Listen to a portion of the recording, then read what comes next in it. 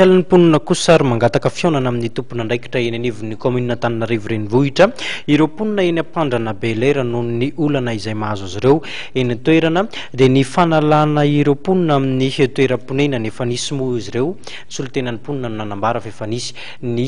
fionana tamin'ny tompona andraikitra eo anivon'ny commune saingy tsy mbola nisy kosa na maromaritra ny raisana nivoaka tao anatin'izany tato-baovao. Telopolo taona mahery araky ny fanazavan'ny ponina eny Belera no nahazon'izy ireo alalana avy amin'ny commune ny anorenana trano amin'ny tany iray mirefy 520 ara eo. Amin'izao fotoan'izao anefa ho hiatrano ireo ponina dia kasaina esorina eny an-toerana izy ireo saingy etsy an-daniny anefa dia misy teratany sinoa izay manorina trano ary mamaritra tany eny an-toerana. Efa telo tranona io zany ny potehana ny entanay potipotika tsy nisy ny raisina tsony na tsipo taty ambadika tatsy satria ny antony dia ny be tanana mihitsy zany ny tonga teto ka noho izany anton-javatra zany dia nitarainy izahay hoe ahoana marina momba anay ity nanontany zay zany tany amin'ny fivondronana sy ny karazany dia niteny hoe tsisy hevitra tsony ny momba anareo fa ho alainy ny fivondronana ny tany fa nipetrahanareo kosa izy dia tatatra kanefa telopolo taona zay mipetraka teto tsisy nilaza hoe tatatra nipetrahanay fa dia hoe aoreny ny tranonareo fa lovan'ny fara mandimby io hatrany amin'ny Zafindohalika io tanàna io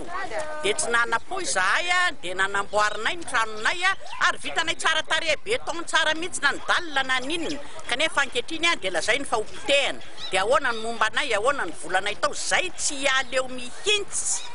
satria didy mandalana efa mivoaka fa raha vao mety ny telopolo taona ny olona nanajary nataninizy dia tsy azo alana. Nambaran'ireo ponina fa ny commune moa no manala azy ireo amin'ny toerana misy azy ary efa nandeha teny anivon'ny tompona andraikitry ny commune izy ireo saingy valy anavina no azon'izy ireo tamin'izany. Betsaka ny zavatra tsy ara-dalàna zany zay ataony zareo indrindra fa misy kolokolo avo lenta ao anatiny ao an-damosina dia tsy inona zany fa le zavatra tena tsy zakanay indrindra zany dia zao hoe le famerena le fanaovana mikolaka an'le olona le hoe omeo anay taninareo dia anamboarana trano ianareo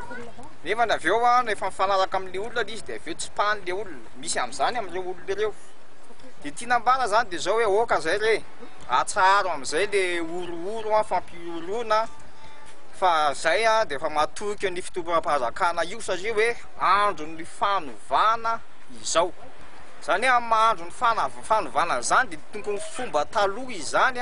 tsy averina intsony. Amin'izao fotoan'izao moa dia nametraka fangatahana momba ny fizakana ny tany eny anivon'ny tribunal ireo ponina marihana fa trano miisa 3 sy tany 3 izay ampiasain'ireo mekanisien no voakasiky ny fandrodanana ary efa nanomboka ny volana desambra no nisy ny fandravana ka trano 2 no efa simba saingy mbola namboarin'ireo tompony indray.